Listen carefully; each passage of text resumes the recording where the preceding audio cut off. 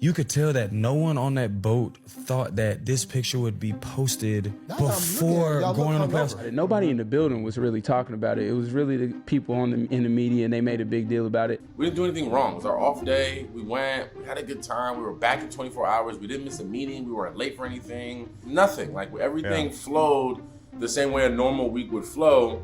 Just a little Miami stop in the middle of that. Just a little Miami stop. Some people consider this moment to be when the Giants died, the moment that jinxed them for a decade of losing and ineptitude. But ultimately, this picture is the symbol of the Giants' dysfunction. Few images can properly encapsulate a team's fall from grace and their eventual descent into mismanagement. And very rarely does one of those images ascend above the sports world to become a pop culture icon.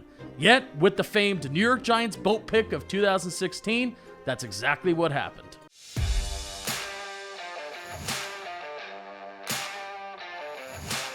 It's important to set the table and talk about how the Giants arrived at that infamous moment. After being on top of the world in 2011, winning the Super Bowl over Tom Brady and the Patriots, the Giants began to decline. Super Bowl veterans began to retire, the talented wide receiver core is riddled with injuries, and the defense is among the worst in the NFL. The Giants eventually fired their longtime offense coordinator Kevin Gilbride after Eli Manning had a league-leading 27 interceptions in 2013. They wound up hiring Packers quarterback coach Ben McAdoo in 2014, who brought a more West Coast approach to the offense in East Rutherford. 2014 also provided one of the best rookie wide receiver seasons we've ever seen, with Odell Beckham Jr. along with the greatest catch of all time. Yes, it is the greatest catch of all time. This is sick. Put this to music. I don't think he stepped out either.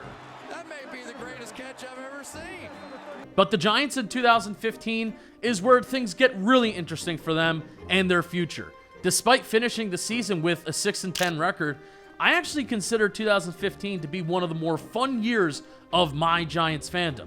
They scored a lot of points and had a bunch of games that came down to the wire that made at least watching them fun, even if they lost a ton of those close games in brutal fashion. Which brings me to my completely real, 100% true, you can't tell me it's not, New York Giants conspiracy theory on why I thought the New York Giants were going to win the Super Bowl in 2015. But you gotta start in 2007. What did the Giants do in 2007? Well, they won the Super Bowl. What did they do in the regular season? They lost 38-35 to a number 1 seed New England Patriots, where Tom Brady also won the MVP. Fast forward 4 years later, the New York Giants in the regular season lost 38-35 to the Green Bay Packers, the eventual number 1 seed of the NFC, and to the Packers, who had Aaron Rodgers as an MVP winner. Are you with me? 4 years later, 2015, the Giants lose 38-35, the OBJ Josh Norman game where they beat the shit out of each other. But you also had the Giants losing to the Panthers by that same score, 38-35. They were the number 1 seed, and Cam Newton was the MVP. So what does that mean? All 4 years separated from each other, all losing 38-35 in the regular season. So that means the 2015 Giants, even though they lost that game, they were 6-8. They had a chance to make the playoffs. I thought they were going to win the Super Bowl, and I was almost right. But they didn't make the playoffs, and they finished the season 6-10, and Tom Coughlin got fired. And then Ben McAdoo was hired because the Giants were scared that they were going to lose him to the Eagles. So Ben McAdoo is now the head coach of the New York Football Giants in 2016. You can't tell me I'm wrong. All right, we're back from my conspiracy theory stuff that wasn't actually a conspiracy theory because it's true. Now, the Giants are riddled with holes on both sides of the football. What the Giants truly needed was a full-on surgery to repair the damages that the roster had. Instead, all they did was use kind of a band-aid, and by that I mean the almighty dollar and utilizing free agency. The Giants went on a spending spree in the 2016 offseason, handing out massive deals to cornerback Janoris Jenkins, defensive tackle Damon Snacks Harrison, and edge rusher Olivier Vernon from the Dolphins. Rookies Eli Apple and Sterling Shepard also joined the roster via the draft, with the latter joining a wide receiver room that featured veteran Victor Cruz coming back from a torn patellar tendon in his right knee that he suffered back in the middle of 2014, and of course, budding superstar Odell Beckham Jr. But why invest that much into the roster? Well, the answer was that the team still had 2-time Super Bowl champion Eli Manning, who was coming off of a Pro Bowl season in 2015. The Giants believed that with these big money defensive signings and the recently drafted youth, the Giants could possibly make another playoff run under the partner leadership of Eli Manning and first-time head coach Ben McAdoo.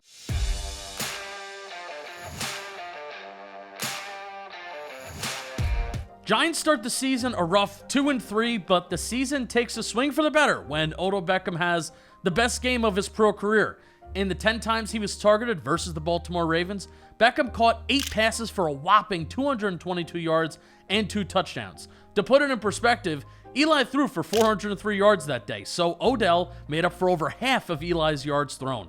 Pretty insane stuff from OBJ. He capped off that game with the 66-yard touchdown with just over a minute left in the game, and OBJ already had a 75-yard touchdown on that day as well.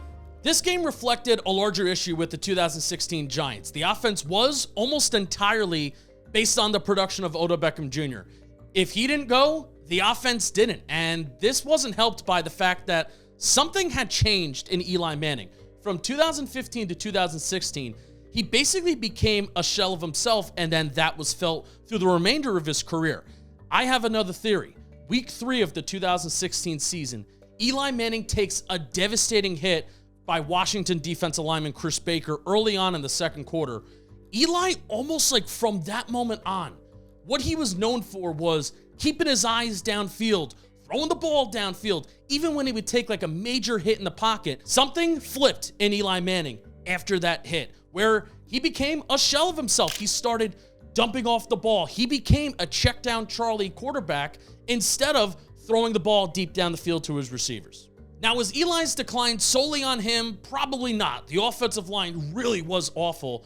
The Giants have been chasing that offensive line they originally had from 2005 to 2008 since those guys kind of trickled out and they retired. For one reason or another, they just couldn't find guys who stuck. So Ben McAdoo planted it in Eli's head. Get rid of the ball. A check down is better than a sack. And then every year for the remainder of Eli's career, that's how he played and that's how he operated as a quarterback. Hold on one second. We are doing giveaways on these videos. If you leave a like on the video and comment anything down in the comment section, you have an opportunity to win anything from our John Boy Media store. I just released a line of clothing, JM Football line of clothing, a lot of football related stuff. I love the phrase football is a contact sport. You can get shirts that look like that. You can also get some shirts that look like this. You can also get some shirts that look like that. Clap, clap, clap, clap, clap. You can also get a ton of baseball shirts, including this shirt with a dog on it. And whatever you want. Football, baseball, whatever you got. John Boy Media. Leave a like, leave a comment on the video. We're doing some giveaways on these video essays. So the overdependence on OBJ and the sharp, unexpected decline of Eli Manning led to them being 29th in points per drive on offense. What made this so frustrating was that the Giants defense ranked first in points per drive.